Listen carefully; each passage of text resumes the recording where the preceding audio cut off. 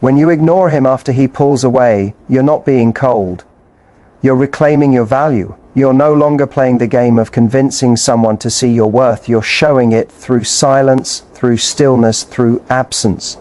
That's when the real shift happens. When a man pulls away, he's testing his sense of power, not his love.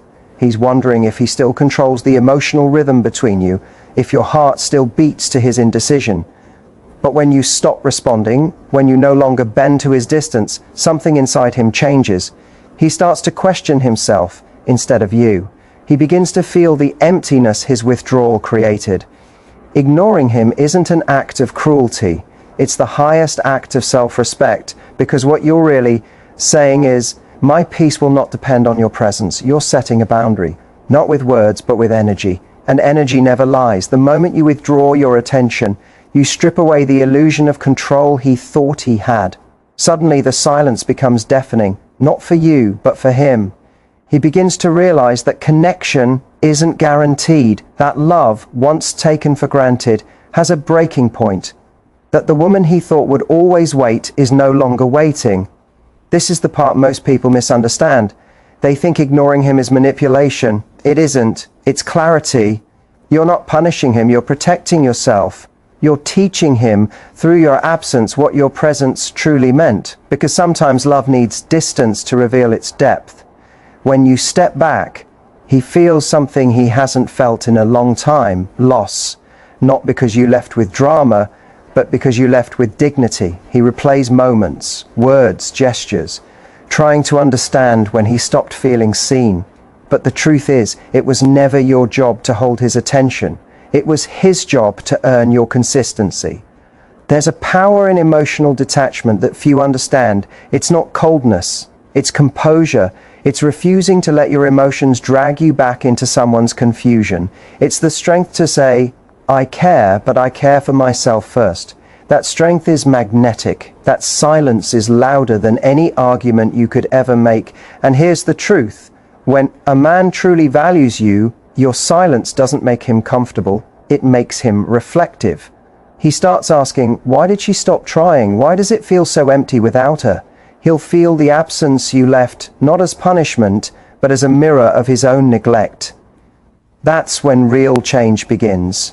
Not through confrontation, but through consequence. There's a difference between silence born from anger and silence born from strength. When you choose to ignore him after he's pulled away, you're not playing games, you're mastering self-control. You're showing that your emotions no longer exist to validate someone else's confusion. That is power, that is restraint, and that is where your transformation begins. See, people confuse reaction with relevance. They think if you don't respond, you don't care. But real power lies in not needing to prove you care. When you stop chasing clarity from someone who thrives on your uncertainty, you shift the dynamic entirely. You stop feeding his ego and start feeding your peace. Ignoring him doesn't mean you stop loving him, it means you've stopped negotiating your worth. It's understanding that your silence has more impact than 1,000 desperate explanations, because every time you explain yourself to someone who already knows they hurt you, you are trying to teach empathy to someone who hasn't yet earned access to your emotions. When you choose silence, you give him the space to feel what you've been feeling. The absence he now senses is the mirror of the distance he once created. He begins to wonder, why isn't she reaching out? Did she stop caring? Has she moved on? That's not cruelty, that's clarity. That's the moment he confronts his own behavior, not your response to it. Restraint is rare. Most people crave reaction. They need chaos to feel connection. But the woman who masters restraint is dangerous, not because she plays hard to get, but because she knows she's hard to forget. Her stillness unnerves him. Her indifference exposes his dependence. Suddenly he's the one analyzing every moment, every word, every silence, searching for the version of you he took for granted. When you ignore him, you're not closing the door. You're simply no longer standing in the doorway waiting for him to return. You're turning inward, reclaiming your focus, redirecting your energy toward growth instead of pain. That's the beauty of restraint. It doesn't beg, it doesn't chase, it attracts through peace. He will feel that difference. The kind of silence that comes from dignity doesn't fade easily. It lingers. It echoes in the back of his mind when the noise of distraction dies down, because deep down he knows no woman who truly respects herself waits forever, and no man who truly loves a woman lets her feel unseen long enough to walk away without a word. Restraint is the final stage of strength. It's not about winning him back, it's about winning yourself back. It's realizing you don't need closure from someone who never valued your openness.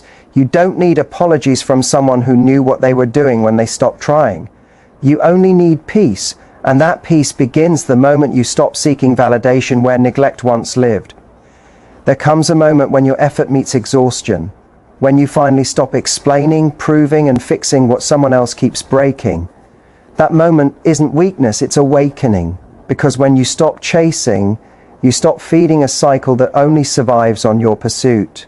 You stop cushioning him from the discomfort of his own detachment. And suddenly, for the first time, he has to sit with the silence he created. The chase was never just about him, it was about what you feared losing. You thought if you just tried harder, stayed longer, loved deeper, he would finally meet you halfway. But love doesn't work that way. Real love doesn't need to be convinced. It recognizes value when it sees it. And when someone pulls away, your pursuit doesn't bring them closer. It teaches them that distance doesn't have consequences. When you stop chasing, you shift the energy. He no longer feels like the one in control. The silence you leave behind becomes a mirror, one that reflects the emptiness of his own behavior.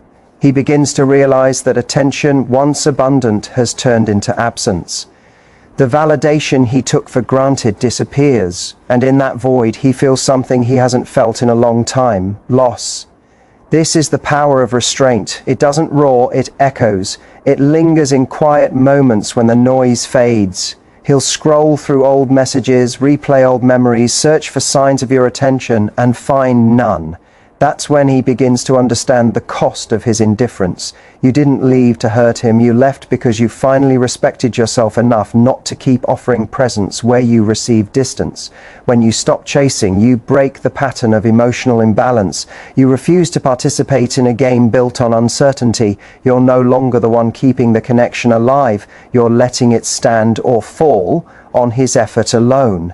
And that's when truth surfaces, because when someone truly values you, silence won't make them comfortable. It will make them move. But if your silence doesn't shake him, understand this: it was never love, it was convenience.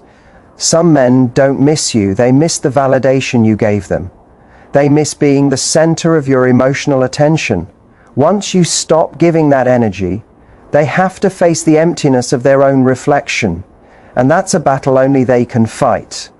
The strength to stop chasing isn't born overnight, it's forged in disappointment. It's the moment you realize that your worth isn't tied to someone else's response, that your peace matters more than your place in someone's life. You learn that love built on chasing will always end in exhaustion, but love built on mutual effort, on respect, on presence, never requires pursuit. Let him face the silence, let him feel the weight of your absence, not to punish him, but to teach him what your presence truly meant. Because until you step back, he will never have to step up. Until you stop chasing, he'll never need to reach. And until you stop speaking, he'll never hear. There's a quiet kind of power in stepping back. When words no longer reach, when explanations fall flat, and when your emotions have been stretched thin from trying to be understood, you learn something profound. Silence reveals what arguments cannot. Because emotional distance doesn't just separate two people, it strips away illusion.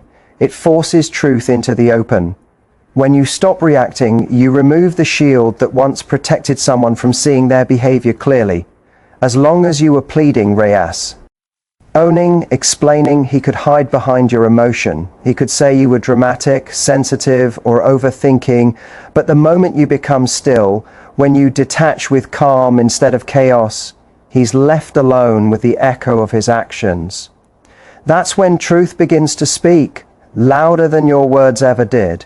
Emotional distance is not about punishing him, it's about clarity. It's stepping back from the fog of confusion and letting the silence do the talking.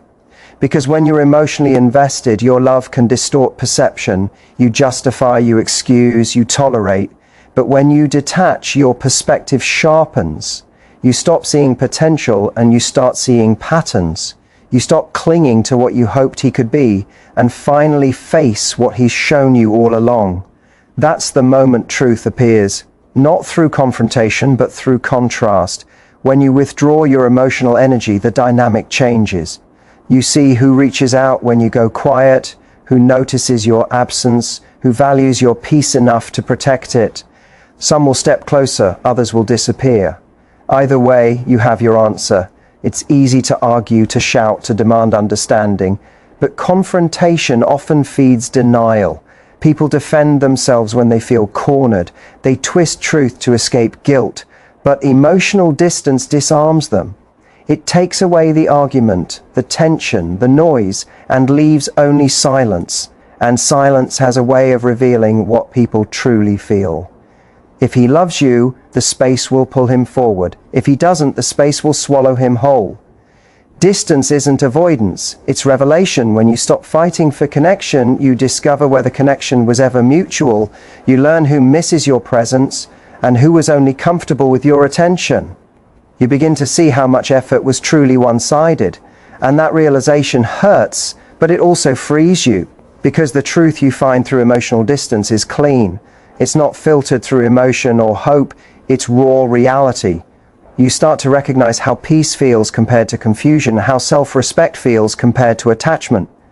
You begin to heal, not because he came back, but because you finally stop betraying yourself to keep him close. Emotional distance demands strength. It means sitting with the discomfort of silence, resisting the urge to reach out, trusting that truth will emerge without your interference. It's self-discipline at its highest level, refusing to beg for what should be given freely.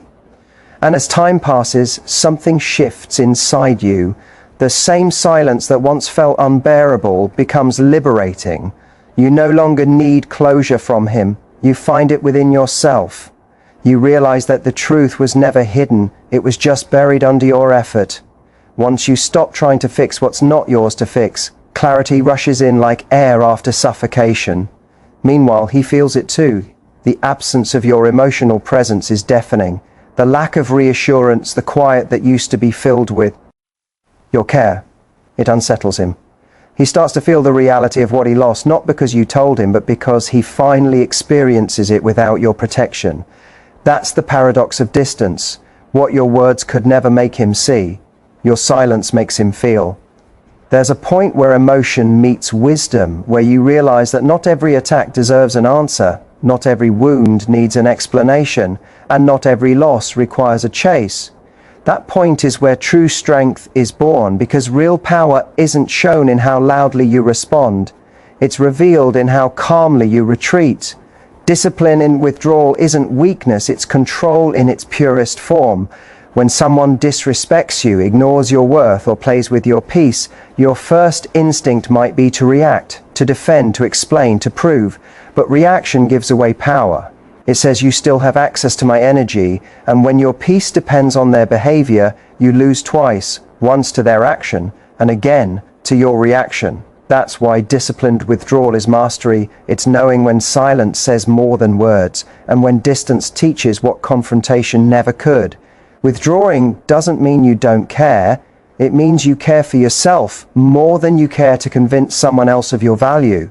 It's choosing emotional control over chaos, choosing dignity over drama. It's the difference between saying, I'll show you I'm strong, and I no longer need to show you anything, because real strength doesn't prove, it preserves. When you withdraw, you're not running away. You're resetting the battlefield. You're stepping back from a space where your peace is under siege. You're letting your absence become the mirror that reflects the reality of your worth. Because silence unsettles people who rely on your reaction to validate their importance. The moment you stop engaging, they lose the power they had over you. Discipline in withdrawal is not about pretending you don't feel pain. It's about refusing to let that pain make your decisions. It's learning to pause before you pour your energy into places that drain you. It's understanding that the loudest message often comes from silence. And the most powerful move is often no move at all. Think about it. Anyone can react. Reaction is easy, it's instant, emotional, raw, but withdrawal requires maturity. It takes strength to walk away from chaos without needing to prove your side. It takes control to hold your peace when every part of you wants to explain. It takes power to look at someone who's trying to provoke you and decide, you no longer have that access to me. And that's what discipline withdrawal really is. Emotional boundaries in motion. You're saying, I will not fight for what disrespects me. I will not explain my worth. I will not give my energy where it's not valued. You're not abandoning love. You're protecting self-respect. You're not avoiding truth. You're letting it reveal itself through distance. Because when you pull back tooth, things happen. You regain your clarity and you expose theirs. The one who truly cares will feel the shift and seek understanding. The one who doesn't will let you go easily, and that's your answer. You don't need to force what's meant for you. What's genuine won't need to be chased. It will remain even when you withdraw. The greatest lessons often come in silence. When you withdraw with grace, you reclaim your energy. You redirect it toward healing, growth, and peace. You stop giving your emotions to people who mistake your love for weakness. You stop fighting battles that can only be won by walking away. And slowly the noise fades, the chaos loses its grip. What's left is clarity, clean, calm, and liberating. The world will tell you that power means control over others, but true power is control over yourself.